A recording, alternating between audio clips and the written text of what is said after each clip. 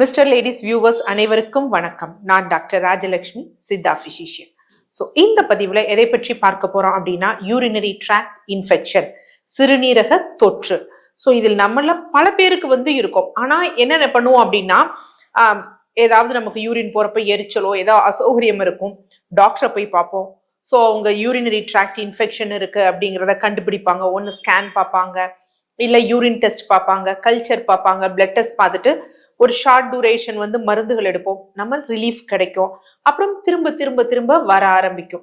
So இது ஒரு stop இல்லாம வந்துகிட்டே இருக்கும். எதுக்காக நமக்கு திரும்பி திரும்பி வருது அப்படிங்கிறது நமக்கு தெரியாது. ஃபர்ஸ்ட் என்ன காரணங்களால நமக்கு இது ஏற்படுது அப்படின்னா, யூரினரி ட்ராக்ட் இன்ஃபெக்ஷன் அப்படின்னா அது ஒரு தடவை வர்றதானா, வெளியில இருந்து கிருமிகளால மட்டும்தான் வருதா அப்படிங்கிறத நம்ம யோசிக்கணும். ஸோ ஆக்சுவலா யூரினரி ட்ராக்ட் அப்படிங்கிறது இங்க எதுல இருந்து எது வரைக்கும் இன்ஃபெக்ஷன் இருக்கலாம்னா, சிறுநீரகத்துல இருந்து அந்த சிறுநீரக தாரைன்னு சொல்றாங்க பாத்தீங்களா, அந்த ட்ராக்ட், பிளாடர், அந்த மூத்திரப்பை, அந்த யூரின் வெளியேறக்கூடிய அந்த யூரித்ரா, இந்த இடத்துல எங்க இன்ஃபெக்ஷன் இருந்தாலும் அது யூரினரி ட்ராக்ட் இன்ஃபெக்ஷன் அப்படின்னு சொல்லுவோம். ஸோ இந்த யூரினரி ட்ராக்ட் இன்ஃபெக்ஷன்ல என்ன ஆகும் அப்படின்னா, வெளியில இருந்து கிருமிகள் வந்தாலோ இல்ல உள்ள இருந்து ஏதாவது கற்களோ இல்ல ஏதாவது ஒரு காரணங்களால உள்ள இன்ஃபெக்ஷன் ஏற்பட்டது அப்படின்னா உள்ள இருக்கக்கூடிய அந்த செல்கள் சேதமடையும். ஸோ சேதம் அடைஞ்சிட்டு அதன் பின்னாடி என்ன அப்படின்னு பாத்தீங்கன்னா நமக்கு அது வெளியேறும், இல்ல காய்ச்சல் போன்ற குறிகுணங்களை ஏற்படுத்தும். சிலருக்கு யூரின் போறப்ப எரிச்சல் மாதிரி ஏற்படலாம். சிலருக்கு எப்படி இருக்கும் சிம்டம்ஸ் அப்படின்னா, யூரின் தொடர்ந்து போய்கிட்டே இருக்கிற மாதிரி இருக்கும். இப்பதான் போனோம் ஆனா இன்னும் திருப்பி யூரின் போகணும் அப்படிங்கிற இருக்கும். குறிப்பாக குழந்தைகளுக்கெல்லாம் பார்த்தோம் அப்படின்னா அவங்களால யூரினை கண்ட்ரோல் பண்ண முடியாது. இது குறிப்பா யாருக்கு இருக்கும்னா குழந்தைகளுக்கும் இருக்கும், வயதானவர்களுக்கும் இருக்கும். ஸோ அப்போ கண்ட்ரோல் பண்ணாம போயிட்டு இருக்கோம். நம்ம என்ன நினைச்சிட்டு இருப்போம் அப்படின்னா இது நரம்பு சார்ந்த பிரச்சனையோ இல்ல வேற ஏதோ பிரச்சனையோன்னு நினைச்சிட்டு இருப்போம். காரணம் என்ன அப்படின்னு பாத்தீங்கன்னா யூரினரி ட்ராக்ட் இன்ஃபெக்ஷன்.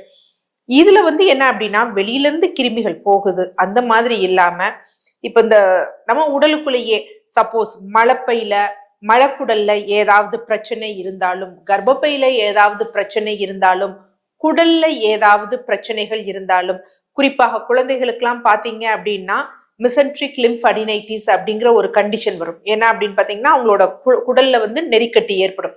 ஸோ அந்த மாதிரி இருந்தாலும் என்ன ஆகும் அப்படின்னா அவங்களோட மூத்திரப்பை, அந்த பிளாடர்னு சொல்றோம் பாத்தீங்களா, அது இன்ஃப்ளமேஷன் தாபிதமாகி யூஸ்வலா ஸ்கேன் பாக்குறப்ப என்ன இருக்கும் அப்படின்னா சிஸ்டைட்டிஸ்ன்னு இருக்கும். இந்த குழந்தைகள்லாம் குறிப்பா என்ன சொல்லுவாங்க அப்படின்னா அடி வயிற்று பகுதியில வலி இருக்கு அப்படின்னு சொல்லுவாங்க. ஸோ இந்த மாதிரி பல்வேறு காரணங்களால நமக்கு யூரினரி ட்ராக்ட் இன்ஃபெக்ஷன் வரும். இதுக்கு நம்ம என்ன பண்றோம்னா தற்காலிகமா ஏதோ ஒரு மருந்து, ஆன்டிபயோட்டிக்ஸ் அதை மட்டும் நம்ம போடும் பொழுது என்ன ஆகும் அப்படின்னா அப்பொழுதுக்கு அது கிளியர் ஆகுற மாதிரி இருக்கும். ஆனா நம்மளோட இதோட ரூட் காஸ் என்ன அப்படின்னு நம்ம பார்த்து கிளியர் பண்ணல. இப்போ உதாரணத்துக்கு ஒரு டயபெட்டிக்கே இருக்குன்னு வச்சுக்கோங்களேன், சர்க்கரை நோய் இருக்கிறவங்களுக்கும் சரி இல்ல சர்க்கரை நோய் வரும் அப்படிங்கிறதுக்கு முன்னாடியே என்ன பண்ணுவோம் அப்படின்னு பாத்தீங்கன்னா சில பேருக்கு இந்த யூரினரி ட்ராக்ட் இன்ஃபெக்ஷன் வரும். ஸோ அந்த மாதிரி நம்ம பார்த்து நம்ம சரியா நம்ம கிளியர் பண்ணல, இல்ல வேற ஏதாவது பிரச்சனைகள் இருந்தது, சொன்ன மாதிரி மலக்குடல் பிரச்சனை, குடல் பிரச்சனை, இல்ல அப்படின்னு பாத்தீங்கன்னா கர்ப்பப்பை பிரச்சனை, இது மாதிரி நம்ம பார்த்து கிளியர் பண்ணல அப்படின்னா திரும்ப திரும்ப இந்த இன்ஃபெக்ஷன்ஸ் வந்துட்டே இருக்கும். ஸோ இந்த இன்ஃபெக்ஷன்ஸ் வர்றதுனால என்ன டாக்டர் பிரச்சனை அப்படின்னு நம்ம பார்த்தோம் அப்படின்னா, தொடர்ந்து ஏற்படக்கூடிய இன்ஃபெக்ஷனால சிறு வயதானாலும் அவர்களுக்கு சிறுநீரக பாதிப்பு, சிறுநீரக செயலிழப்பு ஏற்படுவதற்கு வாய்ப்புகள் அதிகமா இருக்கு. இதை தொடர்ந்தும் என்ன அப்படின்னா சில பேருக்கு சிறுநீரகத்துல கற்கள் ஏற்படும். அதனால யூரினரி ட்ராக்ட் இன்ஃபெக்ஷனை நம்ம அஜாக்கிரதையா எடுத்துக்கொள்ளக்கூடாது. எதனால வந்திருக்கு அப்படிங்கிறத பார்க்கணும். சில சமயம் அந்த பெண்களுக்கு சர்க்கரை நோய் இருக்காது. ஸோ அவங்களுக்கு அவங்க கணவருக்கு சர்க்கரை நோய் இருக்கலாம், அது சரியான கண்ட்ரோல்ல இல்லாம இருக்கலாம். அதனால கூட என்ன அப்படின்னு பாத்தீங்கன்னா அவங்களோட அந்த சேர்க்கையின் மூலம் என்னன்னா இந்த பெண்களுக்கு யூரினரி ட்ராக்ட் இன்ஃபெக்ஷன் ஏற்படுவதற்கான வாய்ப்புகள் அதிகமாக இருக்கு. ஸோ அதனால ஃபர்ஸ்ட் யூரினரி ட்ராக்ட் இன்ஃபெக்ஷன் வந்தது அப்படின்னா ஏன் வந்ததுங்கிற ரூட் காசை நம்ம இது பண்ணிட்டு கம்ப்ளீட்டா அந்த அதோட வித்து கூட நம்ம இதுல எதுவுமே இருக்கக்கூடாது, யூரினரி ட்ராக்ட்ல இருக்கக்கூடாது. ஸோ அப்படி கிளியர் பண்ணோம்னா தான் நமக்கு அது ஒரு கம்ப்ளீட்டான கியூர் கிடைக்கும். சரி, இந்த மாதிரி இருக்கிறப்ப வந்தவங்க யூரினரி ட்ராக்ட் இன்ஃபெக்ஷன் வந்தவங்க என்ன மாதிரி அவங்களோட லைஃப் ஸ்டைலையும் ஃபுட்டையும் மெயின்டைன் பண்ணணும் அப்படின்னா, ஃபர்ஸ்ட் என்னன்னா இன்ஃபெக்ஷனை வந்து நம்ம வாஷ் அவுட் பண்ணணும் வெளியே. அது ரொம்ப முக்கியமான விஷயம். ஸோ அப்ப என்ன அப்படின்னா அதிக அளவு தண்ணீர் வந்து குடிக்கணும். ஸோ இதுல எவ்வளவு லிட்டர் குடிக்கணும் அப்படிங்கிறத விட என்ன டூரேஷன்ல குடிக்கணும் அப்படிங்கிறது தான் முக்கியம். ஸோ காலை 10 மணி முதல் மாலை 5 மணி வரை என்ன பண்ணணும் அப்படின்னா 1 மணி நேரத்திற்கு ஒரு முறை ஒரு 200 ml என்ன பண்ணணும் அப்படின்னா தண்ணீர் நம்ம குடிச்சிட்டே இருக்கணும். அது ரொம்ப வந்து முக்கியமானது. அது வெதுவெதுப்பான வெந்நீராகவும் இருக்கலாம், இல்ல நார்மல் வாட்டராகவும் இருக்கலாம். ஸோ அந்த மாதிரி எடுக்கிறது ரொம்ப முக்கியமான விஷயம். அடுத்து என்ன அப்படின்னா இந்த இன்ஃபெக்ஷன்ஸ் எடுக்க நீங்க ஆன்டிபயோட்டிக்ஸ் எது எடுத்தாலும் நல்ல ஒரு நேச்சுரலான ஒரு ஆன்டிபயோட்டிக், ஆன்டிசெப்டிக் எல்லாமே இருக்கக்கூடியது என்ன அப்படின்னா மஞ்சள். ஸோ மஞ்சள் மிளகு சேர்ந்த கலவை வந்து எடுக்கணும். யூஸ்வலா மஞ்சள்ல குர்குமின் இருக்கு. அந்த குர்குமின் நம்ம உடம்புல அப்சார்ப் உறிஞ்சணும் அப்படின்னா பைப்பரின் அப்படிங்கிற சத்து வந்து ரொம்ப முக்கியம். அப்ப என்ன பண்ணணும்னா காலை வெறும் வயிற்றுல நல்லா ஒரு 350 ml வெதுவெதுப்பான வெந்நீர் வந்து எடுத்துக்கணும். அதுல நல்லா ஒரு 3 கிராம் விரலி மஞ்சள் நம்ம வீட்டுல அரைச்சதை வந்து நம்ம சேர்த்துக்கணும். அது கூட என்ன பண்ணணும் அப்படின்னா ஒரு 1/2 டீஸ்பூன் மிளகுத்தூள் வந்து சேர்த்துட்டு நல்லா கடகடகடன்னு குடிச்சிடணும். இது மாதிரி காலை ஒரு முறை வெறும் வயிற்றுல, அதே மாதிரி மதியம் ஒரு முறை வெறும் வயிற்றுல, இரவு ஒரு முறை வெறும் வயிற்றுல எடுக்கணும். ஸோ இந்த மாதிரி எடுக்கும் பொழுது என்னன்னா நமக்கு உள்ள இந்த யூரினரி ட்ராக்ட் இன்ஃபெக்ஷன்ல உள்ள இருக்கக்கூடிய அந்த எபிதேலியல் லேயர் தான் வந்து பாத்தீங்கன்னா டேமேஜ் ஆகி வெளியே வரும். ஸோ அந்த மாதிரி தாபிதத்தை எல்லாம் குறைக்கக்கூடிய தன்மை வந்து இதற்கு இருக்கு. இது இல்லாம அடிஷ்னலா இன்னொரு ட்ரிங்க்கும் நம்ம எடுக்கணும். என்ன அப்படின்னு பாத்தீங்கன்னா வெறும் 3 பல் பூண்டு நல்லா தோலை உரிச்சிட்டு நசுக்கிய பூண்டு வந்து என்ன அப்படின்னா சும்மா கிரஷ் பண்ணி மட்டும் வச்சிடணும். 3 பல் பூண்டு வந்து எடுத்துக்கணும்.